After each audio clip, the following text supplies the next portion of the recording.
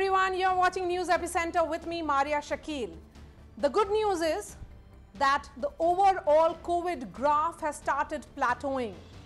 But the big challenge over the next few weeks is going to be the rural pockets of India, the villages, the small towns of India, where the mortality rate is high. On News Epicenter this evening, I'm going to focus on rural India, because that's where the big challenge is going to be, and that is the reason why the government of India issued SOPs yesterday to ensure that there can be containment of the spread of the virus in these parts. So what really has happened? On a day-to-day basis, while active cases are coming down and the recoveries are surging, the death toll remains worryingly high. That is primarily because people are not getting the care they need. The medical infrastructure remains in the intensive care unit. But as the second wave spreads into the rural parts of the country, the dire state of the medical infrastructure is becoming far too real. It seems there is a mirage of COVID care in rural India, where the structures of the public health centers and COVID care clinics are there, but they are defunct and unable to cope with the crisis, lying empty and unattended as the cases surge. There is a shortage of beds, medicines, and oxygen, just like the urban parts of the country. But there is a crippling shortage of medical personnel, where one doctor ends up treating hundreds of patients and one public health center ends up catering to multiple villages without the proper equipment, personnel, or expertise. The Aam Aadmi is left to fend for himself again. The center has issued SOPs for a three-tiered response to the COVID surge in the villages, but it will remain a plan on paper without a robust healthcare infrastructure. As the second wave spreads in rural India and experts say we may face the third wave soon, what are the big challenges? On News Epicenter, I'm going to decode that, but before this, here's a report by Pranshu Mishra from Uttar Pradesh.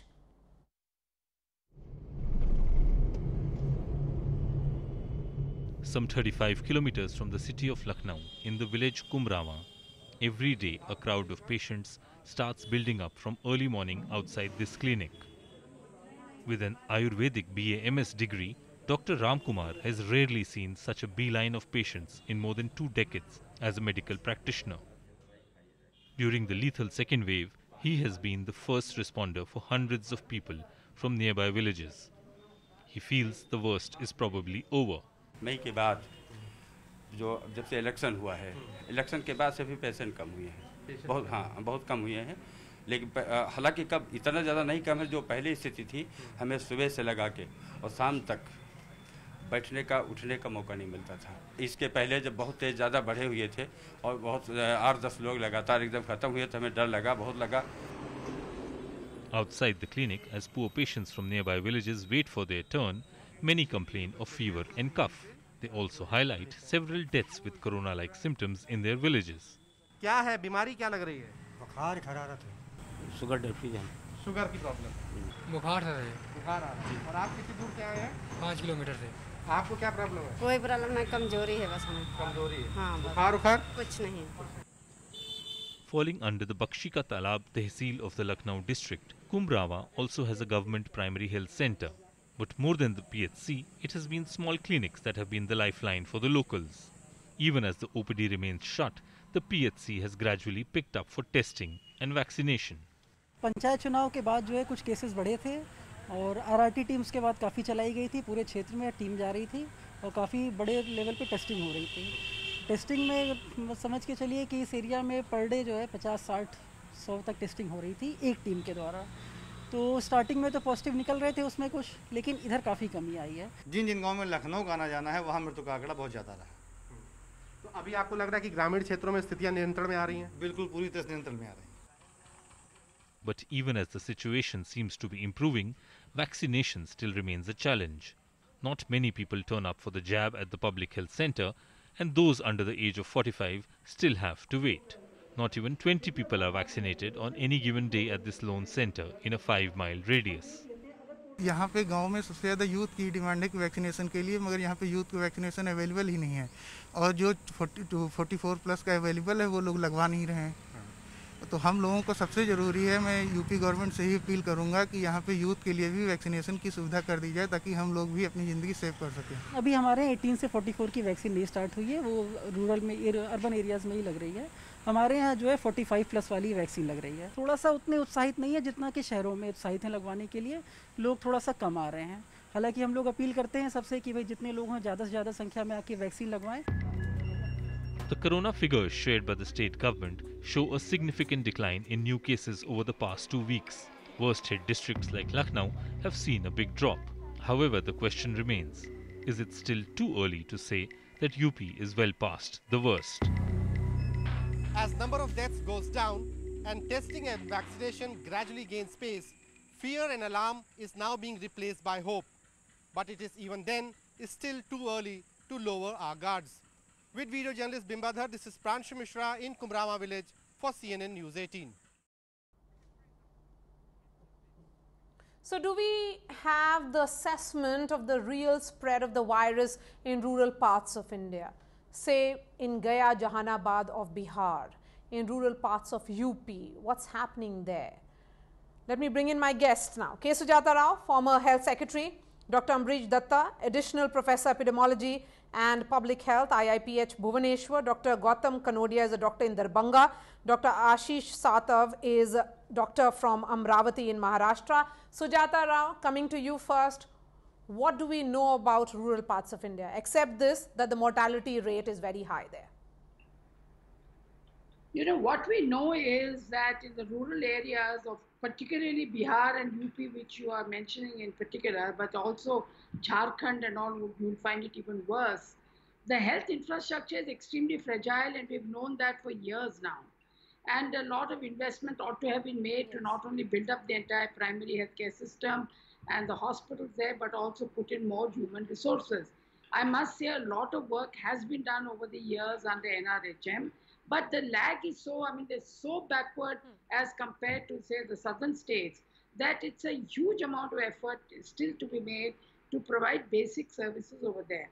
Secondly, we have really been in so much in denial that even as I speak today, we don't have much of a communication campaign to alert and tell the people, please use a mask, don't overcrowd, and come for, you know, and get your vaccination, for example. Of course, we don't have the vaccine, but when and if we get it, there's a lot of education of vaccine and why you should vaccinate yourself needs to be done for removing any vaccine hesitancy. And in these two states, my field reports and my information says that there's a testing is not being done enough, adequately. The test kits are not available.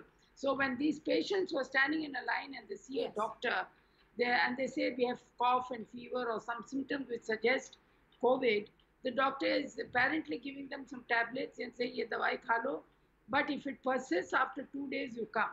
Now, it could be just a minor flu, a seasonal fever, but it could also be COVID, in which case those 2 days they could be spreading it to others. So, and they don't have the test kits. They say, we can't help it, we don't have the test kits. So, you know, I think we have really not paid enough attention to the rural areas. And one way to scale up and speed up is to actively get NGOs and civil society to plunge in and work with the panchayats. I'm afraid with all these FCRA rules and all this kind of past policy discouraging NGOs, they are not being encouraged enough. So I think, you know, they that don't certainly have is the big challenge. Now, I agree with you, ma'am. I'm going to come back to you in just a bit. Dr. Ashish Satav is a doctor at Amravati in Maharashtra. Dr. Satav, yes, the government has issued SOP of a 3-tiered system. The public health centers, community health centers, they form the backbone of the entire rural healthcare infrastructure. The question is, how functional are they to really, you know, handle that kind of surge? Yes, over the last few weeks, I mean, I would say last 10 days perhaps, the overall number of SOSs on social media has gone down. But do we really know, I'm repeating that question, of the spread of the virus in rural parts, from where there is a digital divide, evident digital divide, from where the information is also trickling perhaps late? Actually, madam, it is true that there is government has now rolled out the new program for rural and tribal areas. It is the need of the situation. Such type of program is really necessary in all tribal areas of India. But the problem is that the infrastructure in tribal areas is very poor. There is no system, there is no scarcity. There is scarcity of healthcare infrastructure, especially doctors. The MBBS doctor population ratio is less than 1:10,000. Poverty is very high. More than 50% of the people in tribal areas are semi-literate or illiterate, so they can't use social media so strongly. They are ignorant about COVID prevention. There are unhygienic living conditions like poor hand washing, wrong coughing practices, chewing tobacco and spitting practices. There is close community contacts. People are living in huts with sharing walls, poor indoor ventilation. There is high prevalence of alcohol and smoking, high prevalence of diseases like malnutrition, hypertension, chronic obstructive airway disease, respiratory infection, and especially there is scarcity of diagnostic facilities. Suppose I am talking about Melghat.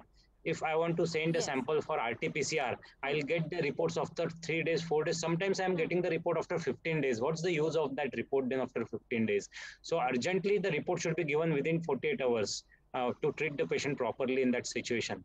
And during holy festivals, Dr. this Satta, tribal... where you are, when you I'm say in the doctor-patient ratio is 1:10,000, give me a sense, since you are joining us from Mahatma Gandhi Tribal Hospital in Amravati, give me a sense of what is the overall scenario in terms of technicians that could be available, COVID hospitals, are there beds with oxygen, beds with ICUs, what are the basic facilities that are available at this point in any village or in any public health center there?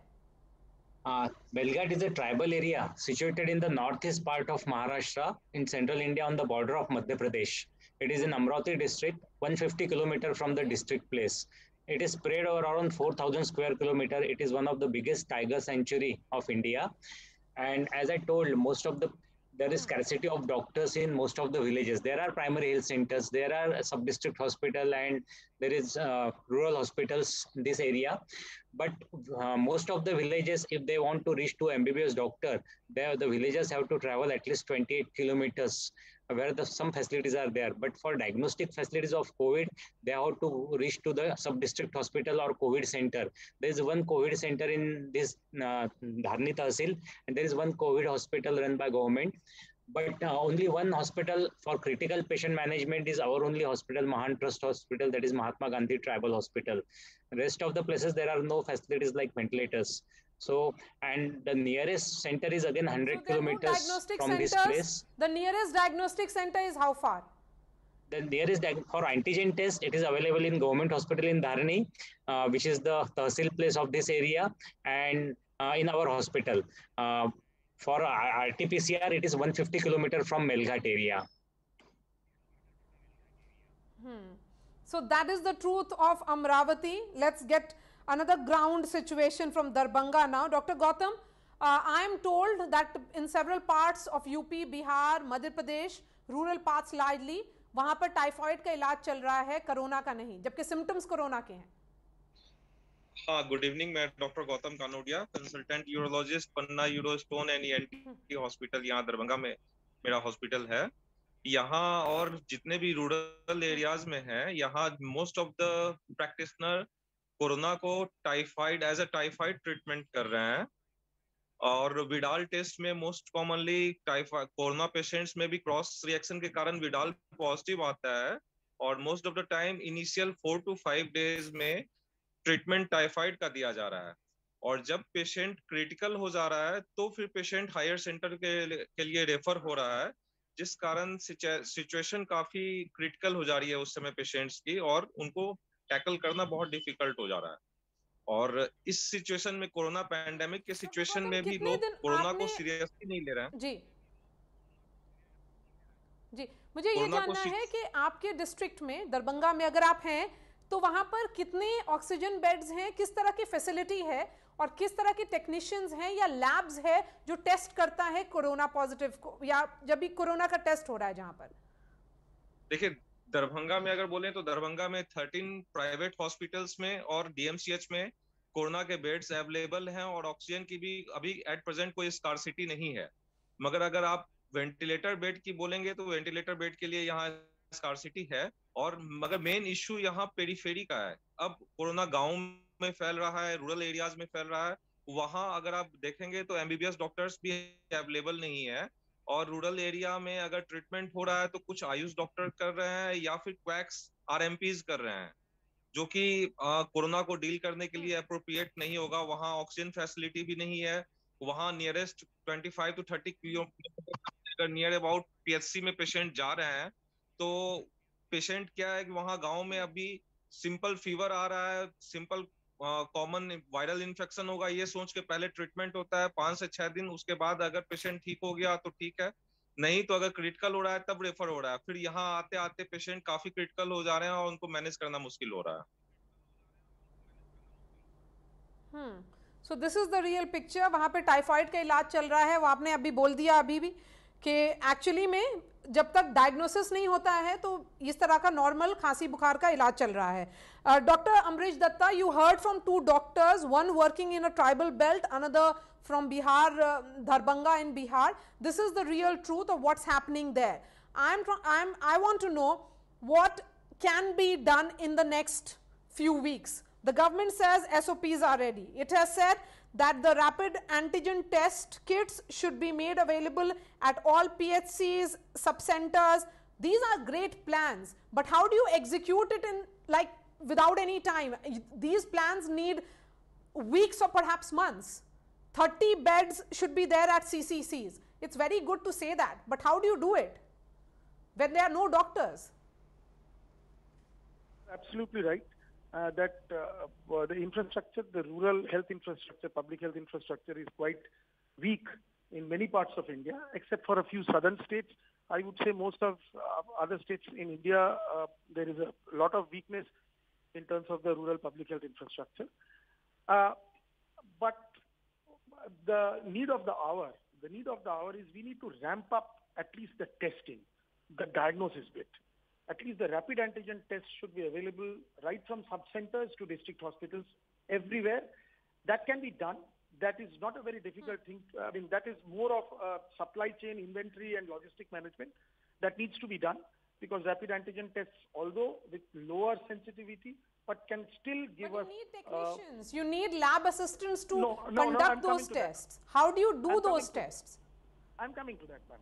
The rapid antigen test doesn't need much specialization in terms of technique. The ANMs, the auxiliary nurse and midwives who run the sub-centers, as well as the community health officers, they can be easily trained to do rapid antigen tests. Even our Asha Didis, they do rapid antigen tests for malaria in malaria zones in the country, and they do it very well, and people are treated on the basis of such diagnostic tests. So for that, we don't need very specialized and trained laboratory technicians. They can be trained, quickly trained, and can be given supportive supervision to conduct those tests. But what we need are those logistics and the consumables to each and every, so that they reach each and every center, so that they can be carried out by these people, these minimally trained people. And they are also experienced staff. These ANMs and these are all very experienced staff. They carry out a lot of primary healthcare work also. So that can be done. The SOPs are there, as you rightly said. The supply chain, as well as the inventories, the logistics should match up with the how SOPs. do you really ensure that those supply chains are established? Yes, the government also says that the ANMs should be roped in, the Anganwadi workers should be roped in, because they understand the nuances. They are, in many ways, the basic at which the entire healthcare infrastructure functions in any village. Sujata Rao, I'm going to ask you for solutions here. Well, in these kind of areas, there are only two solutions you have. One is, as the doctor previously who was speaking to you rightly said, that the system, no matter how rut-fut and broken it is, they're pretty good at being able to deliver the malaria kits, the pregnancy kits, these kind of things. So that pathways are over there. And if the governments could quickly buy these rapid antigen tests and then supply it, so some element of testing can be done. Though, of course, they give a lot of false positives, and that's another danger, but at least we can come to them. Because in these areas, you cannot think of RT-PCR. These states don't have adequate laboratories, public or private sector, with the capability to do an RT-PCR test. So they have to do, the doctors or the caregivers have to be trained to get this RAT done and do symptomatic treatment. That, you know, if these are the kind of symptoms you're showing, please go ahead and do this kind of treatment. That is one. The second is that they must have mobile medical units being sent around, because now there are no doctors. At least 1 is to 10,000 in Maharashtra, but Bihar it is 1 is to 25,000. There are no doctors. So, you know, to think that, and then the doctors are also required in the district hospitals and area hospitals where the oxygen beds and ventilators are there. So maybe the final year students of medical colleges have to be roped in, vehicles should be hired, Maruti vans are all over the place, and routes have to be farmed out, villages have to be given to them, so they go and hold these camps and encourage people with fever to come out, or those who have had this kind of risky behavior to come out and do much more of RAT and then do some symptomatic treatment. It's a very bad scene. It's a very substandard solution I'm giving, but in the circumstances, there's very little that the options are very few. But mobile teams are the only way we can reach these people. Yes, if that can that be done?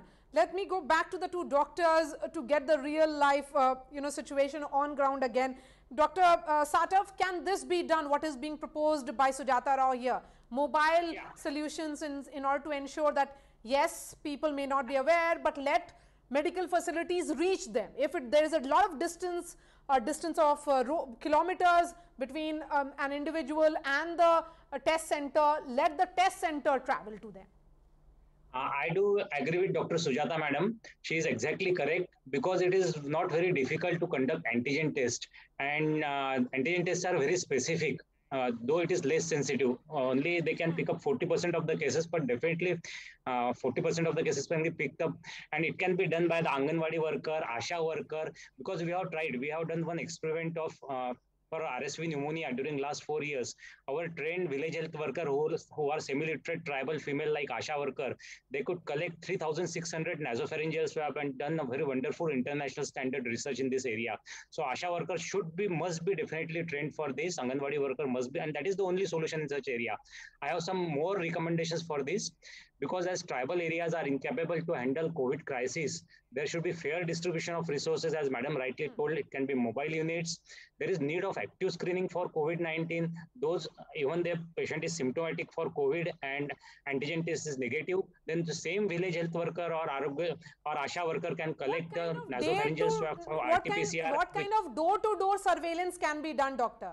Yeah, if the patient is symptomatic. When you say increased testing, can there be door-to-door surveillance? Yeah, it is possible. It should be done. Yes. It is possible. It should be. It is must. I have many more suggestions, madam, if you permit, which is doable and which can reduce definitely mortality and morbidity due to COVID, because hospitals in such area cannot tackle completely.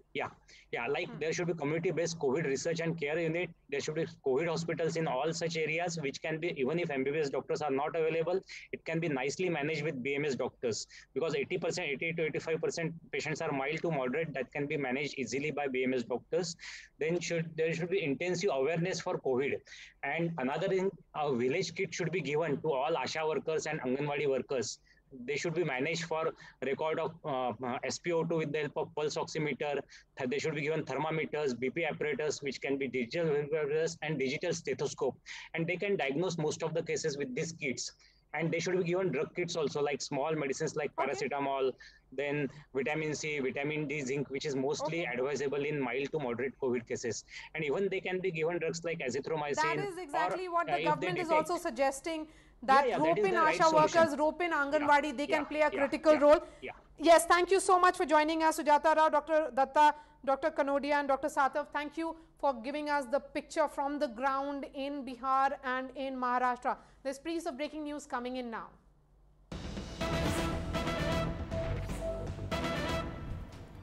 And bail has been granted to the 3 TMC leaders who were arrested Firhad Hakim, Subrata Mukherjee and Madan Mitra, they were arrested this morning in connection with the Narada scam. CBI will now be moving the High Court. Shaukat Mukhopadhyay is joining me on the phone line. Shaukat, give us the details. Well, not just the three Trinamool Congress leaders, but also Shobham Chatterjee. Shobham Chatterjee, mind you, was also arrested. Shobham Chatterjee, who had earlier moved to the BJP and then moved away from the BJP and currently stands under no political banner. But at the time when the Narada sting operation took place, he was indeed one of the ministers in Mamata Banerjee's cabinet, and he's also a former mayor of Kolkata. So, of course, the three Trinamool Congress leaders, including the two ministers, Firhad Hakim and Subrata Mukherjee, and the two others, Madan Mitra, who's still a Trinamool Congress leader and MLA, and Shobham Chatterjee, a former Trinamool Congress leader, all four of them have been granted bail by the special CBI court, which heard the case today and had granted the bail on a personal bail bond of 50,000 rupees each. The basic logic behind the granting of bail of these four accused is essentially the fact that the CBI has completed its investigation and has already filed a charge sheet, as a result of which there is no need to keep them in any kind of custody, at this point in time, and hence the matter would be put before the trial court. The charges have to be framed on the basis of the charge sheet that has been filed, and then the trial will take place of all these accused. The CBI, of course, is unhappy with the judgment and is planning to move Calcutta High Court. We'll have to see when that happens. Back to you, Maria. Yes, all right. Thank you so much for joining us. This certainly is a setback for the investigating agency at a time when they are filing the charge sheet. What is really the need for arresting the leaders is what the CBI Special Court has said. Thank you so much for watching, and I'll be seeing you tomorrow.